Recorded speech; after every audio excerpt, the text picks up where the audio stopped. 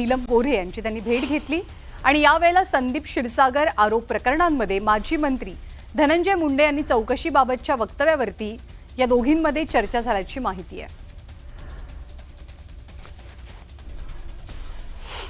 अंजली दमानी यांनी ठाकरे गटाचे आमदार मिलिंद नार्वेकर यांची भेट घेतली आहे। या भेटीचे कारण अस्पष्ट आहे। नार्वेकरांची भेट घेतल्यानं चर्चांना मात्र उधाण आलंय। पिंपरी चिंचवड महानगरपालिकेनं डीपी आराखडा जाहीर केलाय। प्रस्तावित आराखडा अतिशय चुकीच्या पद्धतीने करण्यात आल्याचा आरोप केला जातोय। आळंदीजवळच कत्तलखाना दाखवल्यामुळे आराखडा तयार करणाऱ्या कंपनीची नेमणूक रद्द करावी अशी मागणी होतीये। भाजपचे नेते किरीट सोमय्या यांनी आरे कॉलनीत अनधिकृत स्टुडिओ आणि गोडाऊन बांधकामाची पाहणी केली। संबंधित प्रकरणाची सखोल चौकशी करण्याची त्यांची मागणी आहे। बालभारतीच्या ऐवजी एनसीईआरटीच्या अभ्यासक्रमाला आमचा विरोध आहे असं वक्तव्य दीपक पवारांनी केलं। ते 29 तारखेला पार पडलेल्या सभेला चांगला प्रतिसाद मिळाल्याचं पाहूनच सरकारनं दोनही शासन निर्णय रद्द केल्याचं वक्तव्य सुद्धा त्यांनी केलंय। 5 जुलैला वरळी डोम येथे ठाकरे बंधूंचा विजय मेळावा पार पडणार आहे। त्या अनुषंगाने ठाकरेंची शिवसेना आणि मनसेच्या नेत्यांकडून वरळी डोम इथे पाहणी करण्यात आली।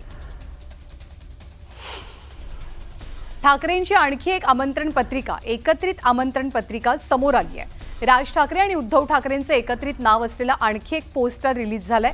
महाराष्ट्रातील प्रत्येक माणूस मराठी बोलताना पाहायचा आहे आणि ही केवळ एक सुरुवात आहे असा आशय यामध्ये पाहायला मिळतोय। मराठी माणसाच्या विजयासाठी एकत्र येतोय। राजकीय विषयावर कोणतीही चर्चा करणार नाही। कार्यक्रमाला कोणताही राजकीय रंग नाही असं शिवसेनेचे नेते अनिल परबांनी सांगितलं। नवी मुंबईमध्ये मनसेनं बॅनरबाजी केली आहे। या बॅनरवरती शोलेच्या डायलॉग्सनं सर्वांचं लक्ष वेधलंय। कितने आदमी थे, सरदार 2 आदमी थे और तुम 3, फिर भी वापस लौट आए या बॅनरनं लक्ष वेधून घेतलंय। आमदार गोपीचंद पडळकरांच्या विरोधात मोर्चा काढल्याप्रकरणी एकूण 20 जणांवर गुन्हा दाखल झालाय। मोर्चा काढण्याची परवानगी नसतानाही मोर्चा काढल्यामुळे ही कारवाई केली जाते। ख्रिश्चन धर्मगुरूंबद्दल गोपीचंद पडळकरांनी चिथावणीखोर वक्तव्य केल्यानं ख्रिस्ती बांधव आक्रमक झाले। राहुरी शहरामध्ये ख्रिस्ती बांधवांनी जनाक्रोश मोर्चा काढला। यावेळी पडळकरांची आमदारकी रद्द करण्याची मागणी केली जाते। संपूर्ण धाराशिव जिल्ह्याचं लक्ष लागून असलेल्या भूम इथल्या छत्रपती शिवाजी भूम तालुका खरेदी विक्री संघावर माजी आमदार राहुल मोटे यांचा झेंडा कायम राहिलाय। पंचवार्षिक निवडणुकीत राष्ट्रवादी काँग्रेसचे आमदार शरद पवार यांच्या गटानं बिनविरोध सत्ता मिळवत आपलं एकहाती प्राबल्य कायम ठेवलंय। संजय राऊतांनी मुख्यमंत्र्यांना पत्र लिहित आमदार सुनील शेळके यांच्यावर गंभीर आरोप केलाय। सुनील शेळकेंनी शासनाची परवानगी न घेता दगड खाणीचं उत्खनन केलं आणि त्याबाबतीत कोणतीही रॉयल्टी सरकारकडे भरलेली नाही असा आरोप राऊतांचा आहे। देवेंद्र फडणवीस महाराष्ट्राची लूटमार थांबवा असं आवाहन त्यांनी या पत्रात केलंय। सुनील शेळकेंनी शासनाची रॉयल्टी बुडवली, हजारो कोटींची रॉयल्टी शेळकेंनी बुडवली असा आरोप संजय राऊतांनी केला। फडणवीसांना पुराव्यासकट आपण तपशील पाठवलेत असंही राऊतांनी सांगितलं। तर संजय राऊतांचे आरोप सुनील शेळकेंनी फेटाळून लावले। संजय राऊत यांनी आरोप करण्यापेक्षा पुरावे सादर करावेत असं आव्हान सुनील शेळकेंनी दिलंय। सध्या राज्याला लुटण्याचं काम सुरू आहे। सत्तेत असणाऱ्यांना लुटण्याची मुभा देण्यात आली असं म्हणत विजय वडेट्टीवारांनी सुनील शेळकेंवरती निशाणा साधला। भ्रष्टाचाऱ्यांना संरक्षण मिळत असल्याची टीका वडेट्टीवारांनी केली। परभणी जिल्ह्यामध्ये राज्य परिवहन महामंडळाच्या ताफ्यात नादुरुस्त बसेसची संख्या वाढली आहे। यामुळे प्रवाशांना नाहक त्रास सहन करावा लागतोय। तातडीनं उत्तम दर्जाच्या बसेस उपलब्ध करून देण्याची मागणी प्रवाशांची आहे। वाशिमच्या अमानी ते करंजी रस्त्यावरती खड्ड्यांचं साम्राज्य पाहायला मिळत आहे। यामुळे वाहनधारकांना नाहक त्रास सहन करावा लागतोय। तातडीनं रस्ता दुरुस्त करावा अशी मागणी नागरिकांची आहे। चंद्रपूर शहरातील वादग्रस्त पूरसंरक्षक भिंतीचा मुद्दा विधिमंडळाच्या अधिवेशनात चांगलाच गाजला। आपत्ती व्यवस्थापन विभागानं यासाठी अंदाजे 1 कोटींचा निधी दिलाय आणि जलसंधारण विभागानं तातडीनं भिंत बांधली। भिंत पुरासाठी नाही तर आलिशान घर वाचवण्यासाठी बांधली गेल्याचा आरोप केला जातोय। मालेगावच्या बाजार समितीत सभापती आणि व्यापारी यांच्यात वाद पाहायला मिळतोय। यामुळे गेल्या 3 दिवसांपासून बाजार समितीत लिलाव ठप्प आहेत आणि शेतकऱ्यांची गैरसोय होतीये। दरम्यान शेतमाल कुठे विकावा हा प्रश्न शेतकऱ्यांना पडलाय। रत्नागिरीच्या परशुराम घाटात संरक्षक भिंतीखालील भराव पुन्हा एकदा खचला। यामुळे घाटाच्या सुरक्षिततेबाबत गंभीर प्रश्न निर्माण झालाय। बौद्धवाडी आणि इतर वाड्यांना मोठा धोका निर्माण झाल्यामुळे नागरिकांमध्ये भीतीचं वातावरण आहे। लातूरमध्ये बैलजोडी नसल्यामुळे एका 75 वर्षीय शेतकऱ्यानं स्वतःलाच अवताला झुंपल्याचा प्रकार समोर आलाय। बैलाची दिवसाकाठी 250 रुपयांची मजुरी आहे, रोजंदारी आहे, ती परवडत नाहीये। त्यामुळे अंबादास पवार यांनी स्वतःलाच अवताला झुंपून कोळपणीची कामं केली। बोईसर तारापूर MIDCच्या मालकीच्या असलेल्या बोईसर चिल्हार मार्गाची दुरवस्था झाली आहे। वारंवार तक्रार करून सुद्धा दुरुस्ती होत नसल्यानं संतप्त स्थानिकांनी रस्त्यावरती लोटांगण आंदोलन केलं। सातारा जिल्ह्यातील खटाव तालुक्यात असलेल्या वेटण ओढ्यावर पूल नसल्यामुळे शेतकऱ्यांनी साठवलेला कांदा त्यांना डोक्यावरनं वाहून नेण्याची वेळ आली। शेतकऱ्यांना 14 मजुरांच्या मदतीनं प्रति पिशवी 90 रुपयांचा खर्च करत 400 फूट अंतरावरनं कांदा बाहेर काढलाय। यावेळी मजुरांनी आपला जीव धोक्यात घालत मदत केली। मात्र इतकं असूनही कांद्याला भाव मिळत नसल्यानं शेतकरी हताश आहे। शक्तीपीठ महामार्गाविरोधात रास्ता रोको करणाऱ्या धाराशिवमधील 40 शेतकऱ्यांवरती गुन्हा दाखल करण्यात आलाय। जमावबंदी आदेशाचं उल्लंघन तसंच रस्ता अडवल्याच्या कलमाखाली या गुन्ह्याची नोंद होतीये। खानापूर तालुक्यातील नागेवाडी परिसरात बिबट्याचा मुक्त संचार पाहायला मिळाला। बिबट्यानं बोकडावरती हल्ला करून त्याला ठार केलं। यावेळी शेतकऱ्यांना पाहून बिबट्यानं पळ काढला। त्यामुळे भयभीत झालेल्या ग्रामस्थांकडून बिबट्याच्या बंदोबस्ताची मागणी होतीये। भुसावळमधली तापी नदी ही महानदी म्हणून ओळखली जाते। आषाढ शुद्ध सप्तमी हा शास्त्राप्रमाणे तापी नदीचा प्रकट दिवस मानला जातो। त्यामुळे आज तापी नदीचा जन्मोत्सव साजरा झाला। जळगाव जिल्ह्यामध्ये केळी लागवडीच्या क्षेत्रात चांगलीच वाढ झाली आहे। मात्र तालुक्यातील क्षेत्रात लक्षणीयरित्या घट झाली आहे, हे एका अहवालावरून स्पष्ट होत आहे।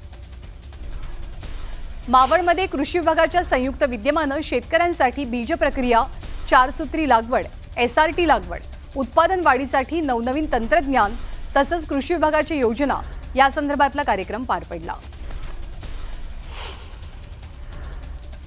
लातूर जिल्हा वृत्तपत्र विक्रेते यांनी लातूर शहरामध्ये संप पुकारलाय। वर्तमानपत्राकडून मिळणारं कमिशन हे अत्यल्प असून कमिशन वाढ मिळावी या मागणीसाठी वृत्तपत्र विक्रेते संपावर गेले। जून संपलेला असतानाही काही भागात दमदार पावसाअभावी बळीराजा चिंतेत आहे, तर दुसरीकडे पाणी टंचाई कमी होण्याचं नाव घेत नाहीये। सरलेल्या जून महिन्यातही 20 गावांमध्ये 25 टँकरद्वारे पाणी पुरवठा सुरू होता। या टँकरची संख्या जामनेर, चाळीसगाव आणि अमळनेर तालुक्यामध्ये सर्वाधिक होती। अकोला जिल्ह्यातील मुणगाव परिसरातल्या शेतकऱ्यांवरती मोठं संकट कोसळलंय। परिसरात पेरलेलं पीक हरणांच्या कळपानं उद्ध्वस्त केलं। यामुळे शेतकऱ्यांची चिंता वाढली आहे। वसंतराव नाईक यांच्या जयंतीचं औचित्य साधत धुळ्यामध्ये आदर्श शेतकऱ्यांचा सन्मान केला गेला।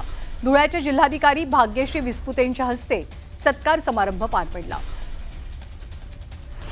गेल्या 24 तासांपासून सुरू असलेल्या मुसळधार पावसामुळे चंद्रपूर आणि गडचिरोलीचा संपर्क तुटलाय।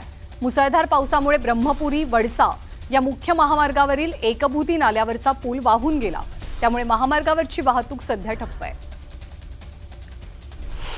हिंगोली शहरातील भाजी मंडईच्या परिसरात अस्वच्छता पसरली आहे। कचरा आणि सडलेल्या भाजीपाल्याची दुर्गंधी सुटल्यानं मोकाट गुरांचा वावर वाढलाय। मात्र याकडे पालिकेचं सपशेल दुर्लक्ष पाहायला मिळत आहे। श्रीरामपूर तालुक्यातील बेलापूर बुद्रुक ग्रामपंचायतीनं पोलीस बंदोबस्तात उर्दू शाळेजवळील वादग्रस्त शेड हटवली। काही दिवसांपूर्वी इथेच गोमांस आढळल्यामुळे तणाव निर्माण झालेला। खेड तालुक्यातील कोतवली ग्रामपंचायतीचा अजब कारभार समोर आला। सदरची ग्रामपंचायत 4-4 दिवस उघडली जात नसल्यानं ग्रामस्थांचे हाल होतात। कोतवली सरपंच यांच्या भ्रष्ट कारभाराच्या चौकशीची ग्रामस्थांकडून मागणी होतीये। सांगली जिल्ह्यातील पलूस तालुक्यातील डुकरी भाग, आमणापूर येथील शेतकरी दरवर्षी पाणी साचण्याच्या समस्येनं हैराण आहेत। जवळपास 200 एकर शेतजमिनीत पाण्याचा निचरा न झाल्यामुळे नापीक होण्याच्या मार्गावर आहे। त्यामुळे शेतकरी सुद्धा हवाल दिलाय। बिगर मोसमात आणि त्यातही दमदार पावसात कधीच न बहरलेली फुलं बहरल्यानं आश्चर्य व्यक्त केलं जात आहे। वेंगुर्ला तालुक्यातल्या आवारे गावामध्ये यशवंत पालकर यांच्या सुरंगीच्या झाडांना बहर आल्यामुळे निसर्गाच्या चमत्कारानं वनस्पती तज्ज्ञही चकित झालेत. श्री क्षेत्र देहू ते येलवाडी या रस्त्याची दुरवस्था झाली आहे. पावसानं रस्त्यावरती खड्डे पडलेत आणि खड्ड्यात पाणी साचलंय. त्यामुळे चाकण तळेगाव MIDC कडे जात असलेल्या नागरिकांचे आणि कामगारांचे हाल होत आहेत. नागरिकांकडनं रस्ता दुरुस्तीची मागणी जोर धरतीये. गडचिरोलीच्या कुरखेडामध्ये पुराच्या पाण्यात रस्ता पार करताना दुचाकीस्वार वाहून गेल्याची घटना घडली. यावेळी घटनास्थळी उपस्थित नागरिकांनी धाडसानं दुचाकीस्वाराला वाचवलं. दरम्यान पुराच्या पाण्यातनं रस्ता पार न करण्याचं आवाहन प्रशासनानं केलंय. डोंबिवली बदलापूर पाईपलाईन रोडवरील नेवाळी नाका इथला धक्कादायक प्रकार समोर आलाय. विद्यार्थ्यांना शिक्षण घेणं सुद्धा अवघड बनलंय. पावसाच्या साचलेल्या पाण्यातच विद्यार्थ्यांची शाळा भरवली गेली. या घटनेमुळे तीव्र संताप व्यक्त होतोय. नाशिक शहरासह गंगापूर धरणाच्या पाचवड क्षेत्रामध्ये झालेल्या मुसळधार पावसामुळे गोदावरी नदीच्या पाणी पातळीत वाढ झाली आहे. गोदाकाठची सगळीच मंदिरं पुराच्या पाण्यानं वेढली गेली आहेत. त्यामुळे नागरिकांनाही सतर्कतेचा इशारा दिला जातोय. कोल्हापूर जिल्ह्यात पावसाचा जोर कायम आहे आणि पंचगंगेची पातळी 31 फुटांवर गेली आहे. राधानगरी धरणामध्ये 67% पाणीसाठा जमा झाल्यानं धरणातनं 3000 क्युसेक पाण्याचा विसर्ग होतोय. कोयना धरणाच्या पाणलोट क्षेत्रामध्ये पावसाचा जोर वाढल्यानं धरणातनं 3726 क्युसेक पाण्याचा विसर्ग होतोय. त्यामुळे कोयना आणि कृष्णा या नदीकाठच्या गावांना सावधानतेचा इशारा दिला गेलाय. रायगड जिल्ह्यात पावसाळी पर्यटनादरम्यान पुन्हा एकदा दुर्घटना घडली आहे. माणगाव तालुक्यातल्या कुंभे परिसरातील चणाट धबधब्यावरती पोहण्यासाठी गेलेल्या एका तरुणाचा बुडून मृत्यू झाला.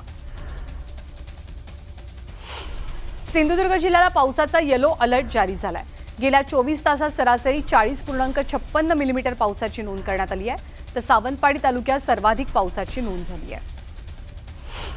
गोंदिया जिल्ह्यामध्ये गेल्या 5 दिवसांपासून पावसाची रिपरिप सुरू होती. मात्र आज सकाळपासून गोंदियात मुसळधार पावसानं हजेरी लावल्यामुळे शेतकऱ्यांना दिलासा मिळतोय. नाशिकच्या त्र्यंबकेश्वर परिसरात जोरदार पाऊस बरसला. 1 तासाच्या पावसानं रस्त्यावरती पाणीच पाणी झालं. पावसाचा जोर कमी झाल्यानंतर पावसाचं पाणी ओसरल्याचं पाहायला मिळालं. महाड तालुक्यामधल्या तळीये गावावरती दरड कोसळून झालेल्या दुर्घटनेला 4 वर्ष पूर्ण होतात. मात्र आजही दरडीची टांगती तलवार डोक्यावर घेत इथले ग्रामस्थ भीतीच्या सावटाखालीच आयुष्य जगतात. 4 वर्षांनंतरही त्यांचं पुनर्वसन पूर्ण झालेलं नाही. जायकवाडीमधल्या पाणलोट क्षेत्रामध्ये पावसाची आवक वाढली आहे. त्यामुळे पिण्याच्या पाण्याचा प्रश्न मिटला. जायकवाडीतील जलसाठा 45% असल्यामुळे स्थानिकांना दिलासा मिळतोय. अहिल्यानगर जिल्ह्यातील भंडारदरा निळवंडे धरण समूहात मोठ्या प्रमाणात पाण्याची आवक सुरू झाली आहे. भंडारदरा धरण 62% तर निळवंडे धरण 51% इतकं भरलंय. यानंतरच्या बातम्या वारी संदर्भातल्या. पंढरपूरमध्ये पालखी मार्गावरील 33 धोकादायक ठिकाणांपैकी 29 ठिकाणच्या रस्ता दुरुस्तीचं काम करण्यात आलंय. जिल्हाधिकारी कुमार आशीर्वाद यांनी याची माहिती दिली. न्यूज 18 लोकमतच्या बातमीनंतर ही दुरुस्ती करण्यात आली. संत ज्ञानेश्वर महाराजांच्या पालखीचा दुसरा रिंगण सोहळा खुडूस इथे संपन्न झाला. लाखो भाविक वारकरी भजन भक्तीत दंग झाल्याचं पाहायला मिळालं. संत तुकोबांची पालखी अकलूज वासियांचा पाहुणचार घेऊन पंढरपूरकडे मार्गस्थ झाली आहे. पालखीचा पहिला विसावा माळीनगर इथे असणार आहे तर दुसरा विसावा हा पायरीचा पूल इथे असेल. माळीनगरमध्ये संत तुकाराम महाराजांच्या पालखीचं उभं रिंगण पार पडलं. टाळ मृदुंग आणि ढोल ताशाच्या गजरात वारकऱ्यांचा उत्साह ओसंडून वाहत होता. ज्ञानोबा तुकोबांच्या जयघोषात परिसर दुमदुमून गेला.